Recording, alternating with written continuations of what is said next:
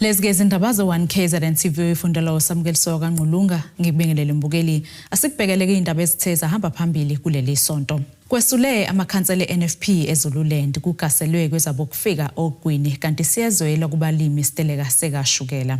Avezeke ungeneliseki ngendlela iqembu eliholwa ngayo amanye amalungu eNational Freedom Party asephumile eqenjini ajoyina amanye amaqembu ezepolitiki phakathi kwalabo abasulile kubala noSotswebhe eNFP eZululand uSiphamandla Ntombela. uSiphamandla Ntombela ungomunye waba yingxenye yabantu abasungula iqembu leNational Freedom Party.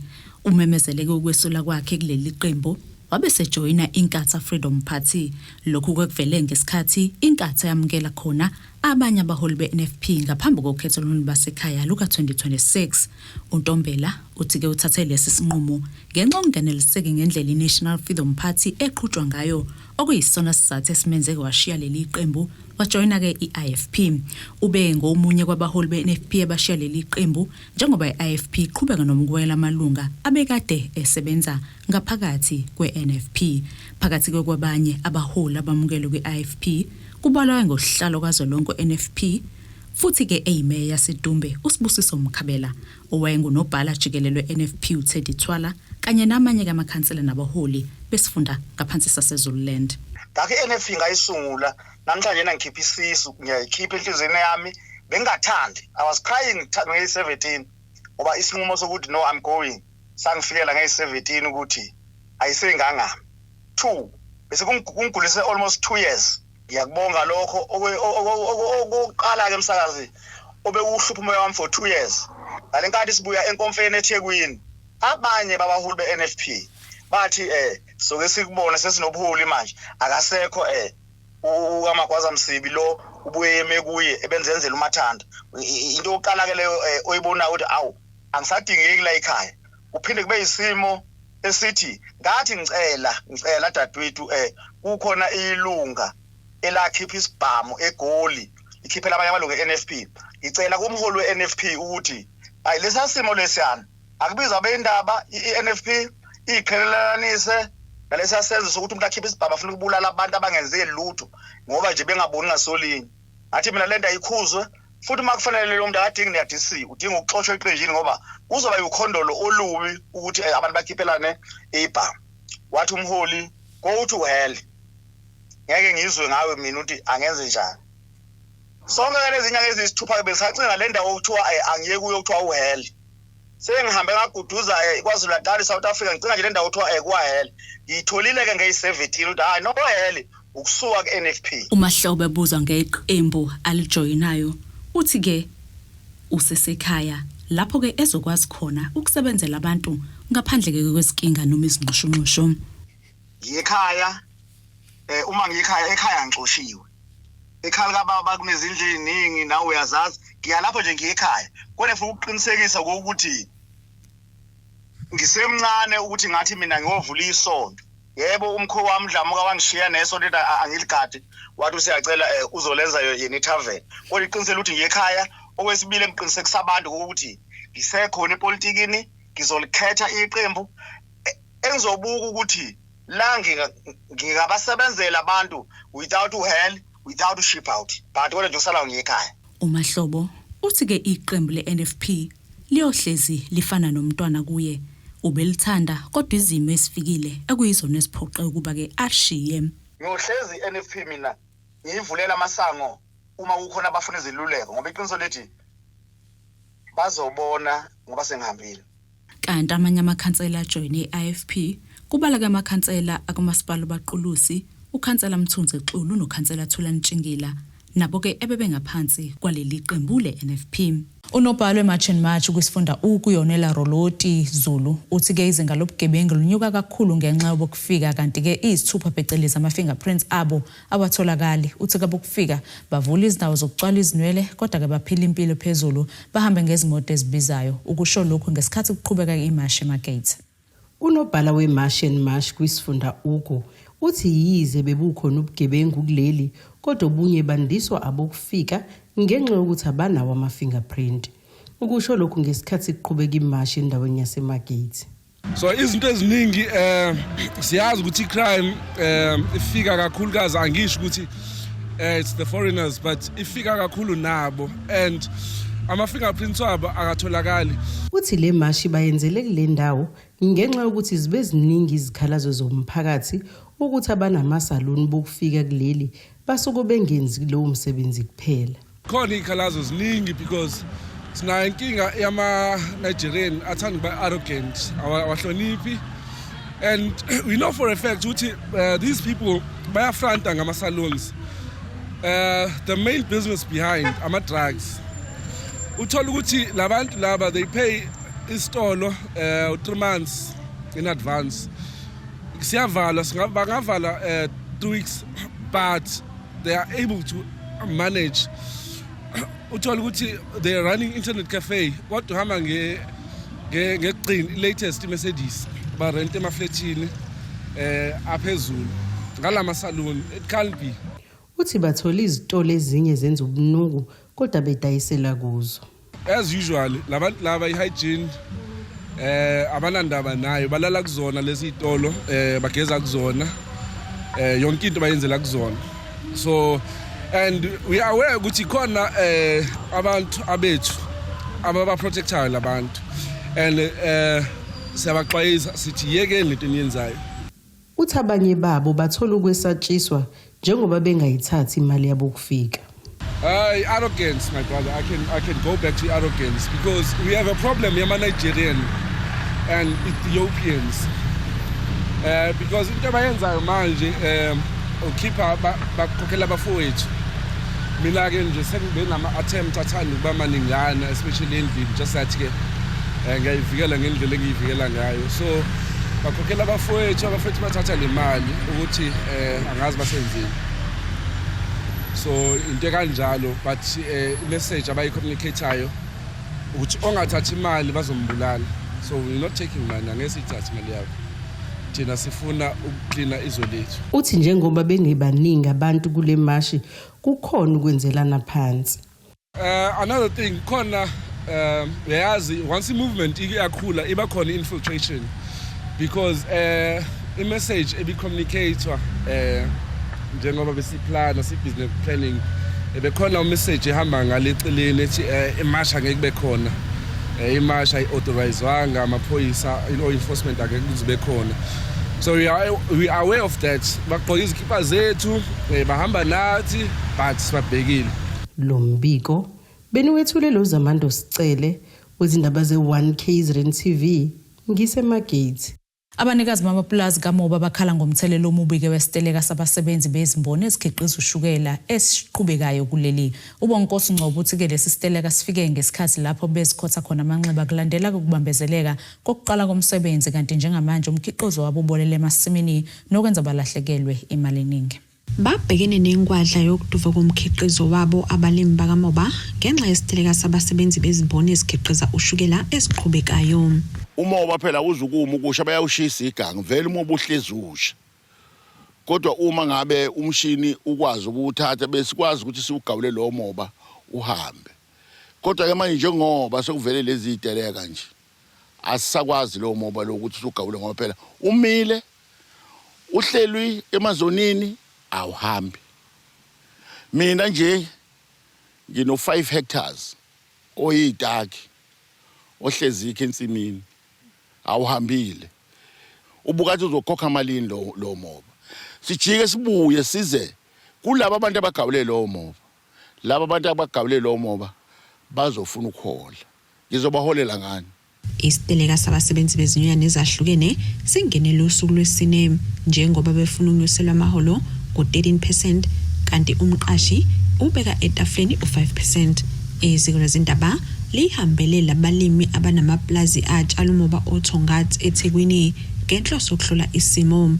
Umoba osulindele ukuhanjiswa emshinini kashukela ubuduvile nabathi kuyabakhathaza. Maku kanjena so ukhomba ukuthi lo moba uma ume isikhathi eside njengoba umile unganakala nokonakala ungakayi nasemshinini ungafika to a point where bayawu reject. Uma ukuthi bayawu reject abawuthathi khomba ukuthi ke we are a huge loss because umuntu osebenzile umsebenzi walethwa sofuneka uhambe kodwa phambili abasawu accept ngoba awusayi meet i cane quality standard sasemshinini. So uma uthi awusamithi cane quality standard so kuphoqa ukuthi manje lo moba lona ke so into esefuna ivele ilahle kahle hle. So it is a huge loss. Laba bathi ke okunye okwenza isimo sibe sibe kakhulu ukuthi le mboni ike yaphazamiseka phambilini ngesikhathi inkampani yakwa Hewlett ibhekene nengadla yokuvalwa baphinde bashayeka ngesikhathi kuhamba abasebenzi kwazise bathembele kakhulu kwabo kufika kuleli banxusa uhulumeni ukuba angenelele ziyopha moya ingozi ngaphezulu kwalokhu ngoba phela sokuleka ninyekileke manje ngoba phela manje umoba uhambe uma ungahamba umoba sokunesiteleka yonke lento ihlezi phezulu kwamakhandesi sine stress siyacabanga ukuthi ngempela sizenze njani lento uthi sizophuma kanjani kulenkingi siyacela nje impela uhulumeni ukuthi akacabange ngenye indlela akakabheka kaphuma buke naye ngesingayi uma burayipniwe lo moba nje uburayipniwe nje ukalwela isikhathi uma urayipniwe ukuthi uzothatha isikhathi esingaka uyagawula once wahluma phezulu le RV le kade kuthiwa yenziwa iphelile indaba yawo ulomo wonke ngcola phansi kusofe ukugawula igodo nje akhonto esoyizuza thina abake Hewlett bathi ke isiteleka esemboni yonke bathi izingxoxo ziyaqhubeka yize umsebenzi uqhubeka ushaya ngolonwabo ezindabeni zewani KZN TV kube kuntombi khona Mvubu eThekwini. Lo ke bekade engumeya we-IFP umfana naye Mathe ngaphansi kumasipala iJozini ulaxaze leli qembu wajoyina iJozini Congress yasemkhanya kude ekhuluma ke sithangamini sabezindaba uMathe uqinisekisa ukuthi ke uzoqeda ukwantuleka kwamanzi okubhekene nesifundo umkhanya kude uma leli qembu liwina.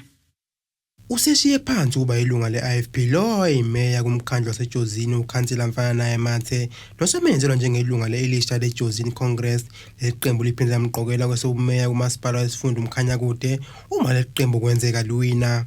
Silapha ke namhlanje ukuzokwethula umholi othe mayibheka wabheka iJozini Congress njengento engafezekisa iphupho lakhe ekade ayivela nalo.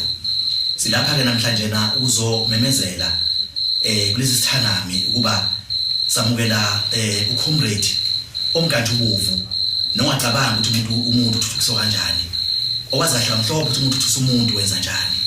Sizothi ke iJozini Congress isoba ethini ifuna ukwenzana emkhanya kude.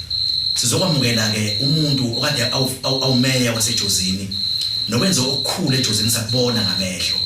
Sizomukela yena ke sizomukela lo mholi ovela eqenjini le-IFP.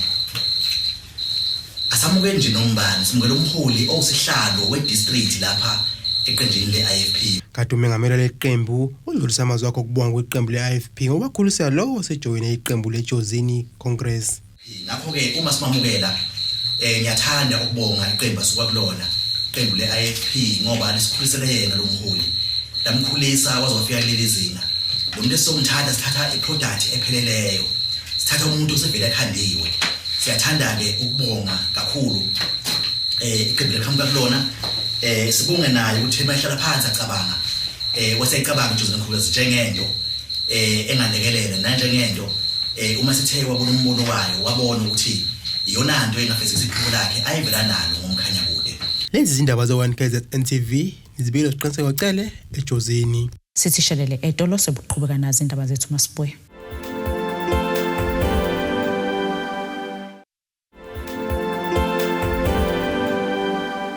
Asikwamukele mbukeli ke sabukele zona indaba sikhumbuze kuyizona ehamba phambili. Kwesule amakhansela eNFP eZululand kugaselwe kwezabokufika ogwini kanti siyezwela kubalimi isiteleka sekashukela. Umndeni wakwaMsweli eBhubhubhu kwesakamthetho ngaphandle kwaseRichards Bay uthi usakhungathekile namanje ngokudlula emhlabeni kwezingane ezimbili okungaziwa imbangela yokushona kwazo. uEmihle Msweli oneminyaka emithathu ubudala kanye nodadewabo uLuthando Msweli oneminyaka 4 bashoneleke emtholampilo enseleni ngempela sonto ngemuva kokudla kokukholakala ukuthi ke ubuthi ngesikhathi ke bedlala egcekeni ekhaya kubo. Umndeni wakwaMswele Bhobhobo wesangamthethwa usemanzini kulandela ukudlula emhlabeni kwabantwana bababili. Lo mndeni uthi uEmihle oneminyaka emithathu kanye nodadewabo Luthando Mswele oneminyaka 4 ubudala babedlala phandle ngomgqibelo ntambama ngesikhathi umama wabo ebezwa bekhala. Ugogo walabantwana uthi bagijima baya kubo bafica bekhehliza amagwebe emlonyeni. Kwathi ngesikhathi bebaphuthumisa emtholampilo enseleni ngeshwa kwathi befika kanti sebeshonile. Ukudlala kwabo kwangekho esithekeni. Babedlala nje la mawuphuma nje kuleli sango leli bedlala nje kukhanya kubonakala njengoba nje uma esho ukuthi wayebabona ngoba wayehleli estephisini ewasha naye waphakama ngoba esebona lo okhalayo ukuthi kanti ukhalelani. So thina sasilandlini nathi sakhishwa ukukhala kwakhe la endlini. Masithi sayibuza nje ukuthi khona la ngabe noma kwadlula umuntu mhlawumbe wabane wayi wakhetha bona ngoba bebaningi bedlala.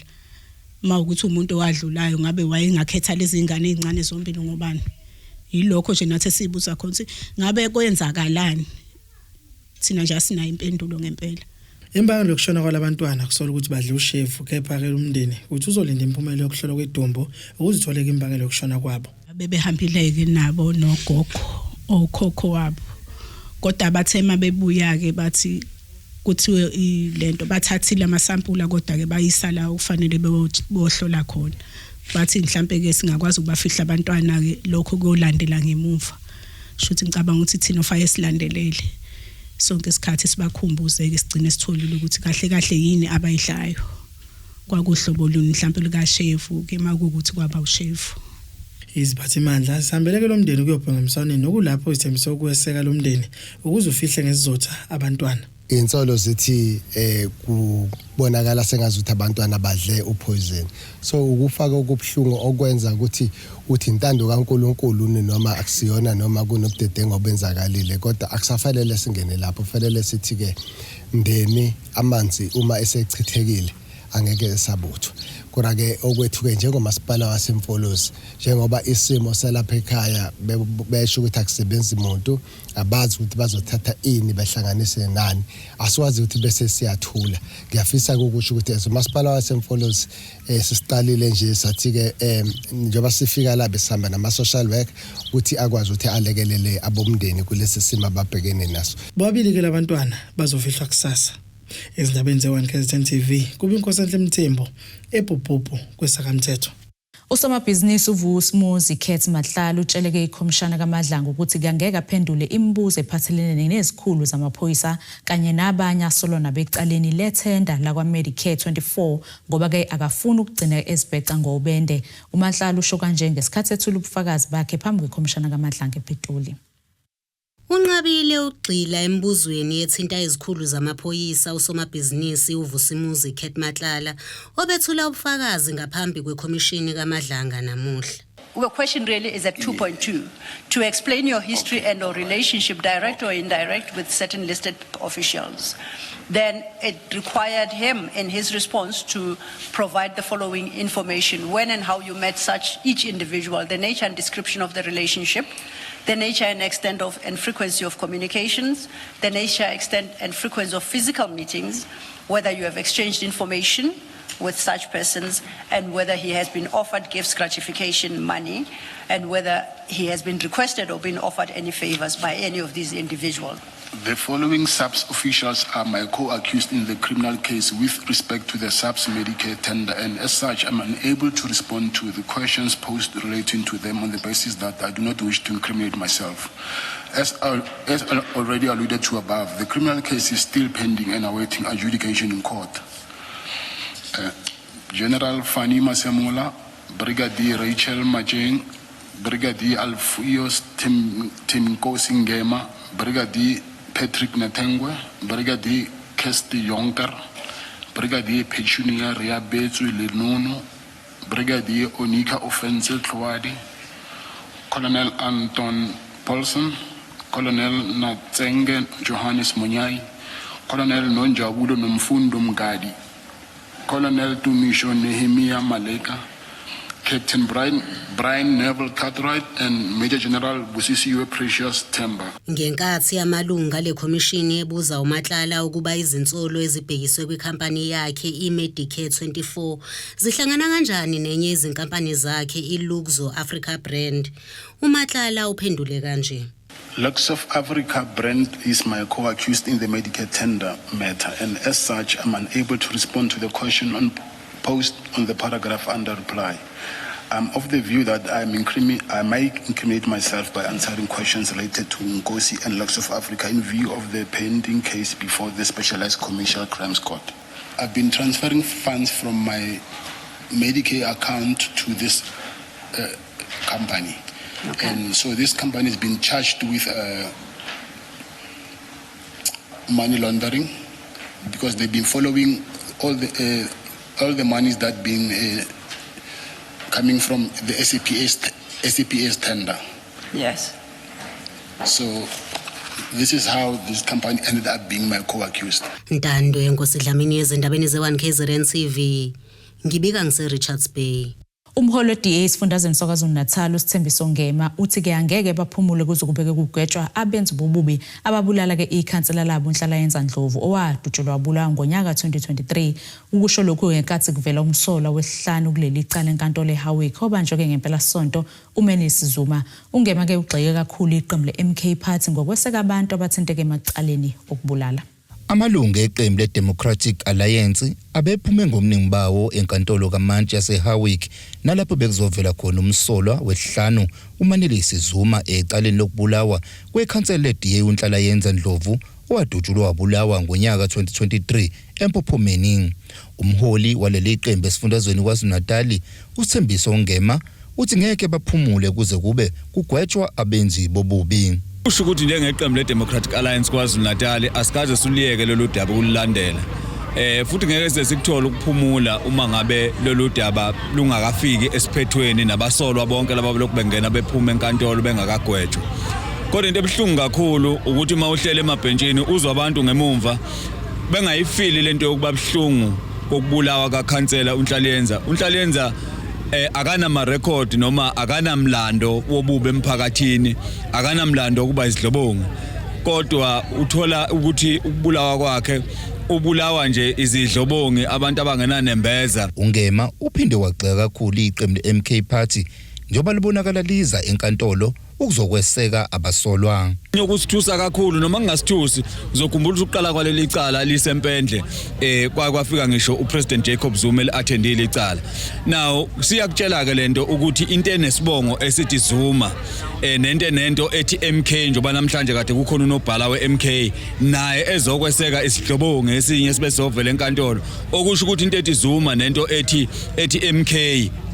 MKP la kwaZulu-Natal funa sithathe njengento associate nobudlobongela into esithathe njengento engenana ngabantu abangenanemeza even nomphakathi nokuthi ngisho ngathi abanikeza ukuphatha izwe sekufanele abantu basibone ngento eyenzekela emngeni isithombe sokuthi iMK la isha abantu abanjani. Osondelene kakhulu nomndeni wakwaNdlovu uthi kuyajabulisa ukubona kukhona abasolwa baboshwayo kodwa wasola ukuhamba kancane kwecala. Kanjalo noChris Papaso imeya kaMasipala emngeni uthi buningi ubugebengu obuthinta abasolwa. Kuyasijabulisa ukuthi icala liyaqhubeka bakhona ababoshwayo but also sifila ngathi kwenzeka kancane. Sesiside kakhulu isikhathi yenzekile lento and ipace abahamba ngayo ayisijabulisi. Kuningi okunye okwenzakala ongasijabulisi indlela abaxhumana ngayo nathi siyumndeni. Kurare ukuthi besifonele nje besazise sithole updates ukuthi kwenzeka kanjena phakathi wasemngeni. Cha sikhathazeka kakhulu ukuthi into embi kangaka eyenzeka lana endaweni yethu siyaqala nje ukuba nempi enje kepha ke kuyabonakala ukuthi kunabantu abaningi asebeboshiwa kusuka kwa-2023 and uma ulandele iy'nkinga ey'ningi emphakathini ukuntshontsha kwey'nkomo ukubulala kwabanye abantu iy'nkinga ezikhona emphakathini uyabona ukuthi kuxhumene nemndeni nalaba ababoshiwe sebedlula kuba 5 manje so siyabonga ukuthi amaphoyisa bayawenza umsebenzi wabo siyabonga ukuthi inkantolo yethu la eHowick yawenza umsebenzi wabo kodwa sizoqhubeka njengomkhandlo wasemngeni silandele le case. Manelisi Zuma ngumsolo wesihlanu ubanjwe ngempela sonto kulendela ukuthi abuyele enkantolo ngomhlazi ngama-24 kuNcwaba. Izindabeni z1 KZN TV bikuthi abantu maphumulo eHowick. Asithi shelele etolo sobuya futhi siqhubeke nasendaba zethu.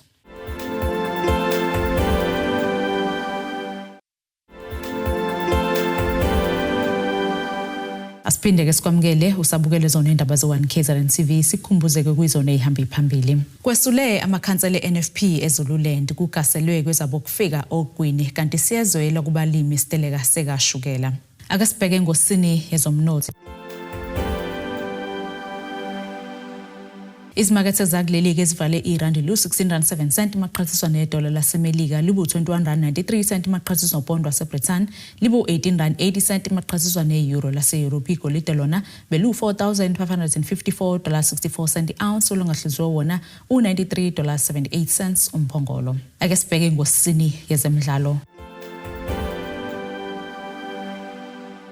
Umsunguli wenhlangano iMamokhethi Foundation eHammersdale uThokozani China Mazibuko Ndlovu usingatheke umqhudelwano wezikole webhola lezinyawo ngenhloso yokuqwashisa ngobugebengu esikoleni. Ekhuluma nethimba lezindaba Mazibuko uveza ukuthi ke intsha iyadinga ukuthi ke idlale ukuze kungabibikho ukucabanga izinto ezingalungile iphinde kiveze nekhono layo.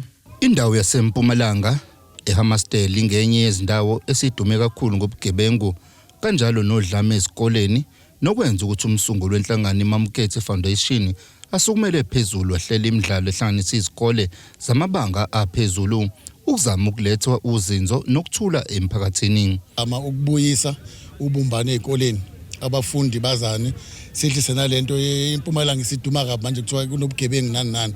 So iyona lento ezizama ukuthi siyehlise sisebenzise izikole ngoba phela izingane eziningi ezifundayo ukuze nalezi engafundi izogqugquzela ukuthi ibuyele ezikoleni zikwazi ukuyofunda ngoba sekunama sports ngoba into ebise iphumile. That culture was part of us as black people, I can never say that, ukuthi ngolesine kunama sports, so we're trying to bring that back.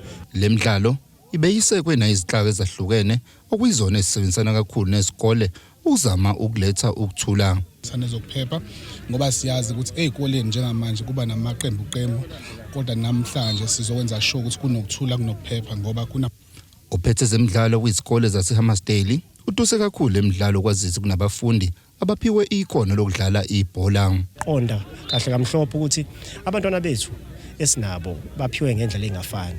Khona uthola umntwana othola ukuthi akaphiwe academically. Yabo ukhona futhi omunye othola ukuthi uphiwe academically kuphela. Kodwa lana ke kusizakala nabo labo othola ukuthi ngalapha eclassini akaphiwe kodwa ngala ngokwe talent usephiwe. Usathola ukusizakala ke lo mntwana ngoba abantu abaningi bagcina sebeyiphilisa ngaloko. Kanjalo nomgqugquzeli walomqhudelwano uveze ukuthi intsha isethubeni lokuthi igcine isidlalela amaqembu amakhulu. We hoping ukuthi njoba kukhona i-team ekhethwayo ezoba isquad sezikole zonke ama high school nawo bazothatha abafana bawonezwe exposure kuma greener pastures. Izindabeni ze1 KZN TV bikuthi abantu maphumulo eHammersdale. Nasisimo sezulu esingalindeleka.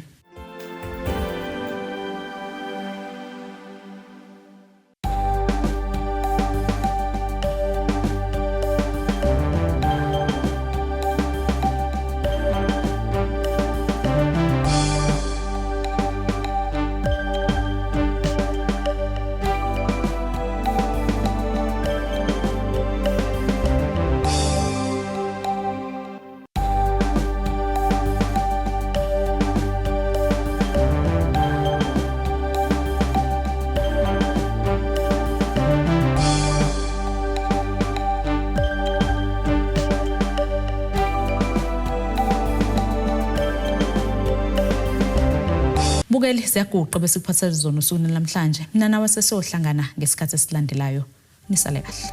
Abethuli bethu bezindaba baxhaswe iThulis Bayview Bridal. Ungabashayela kulezi zinombolo ezivelile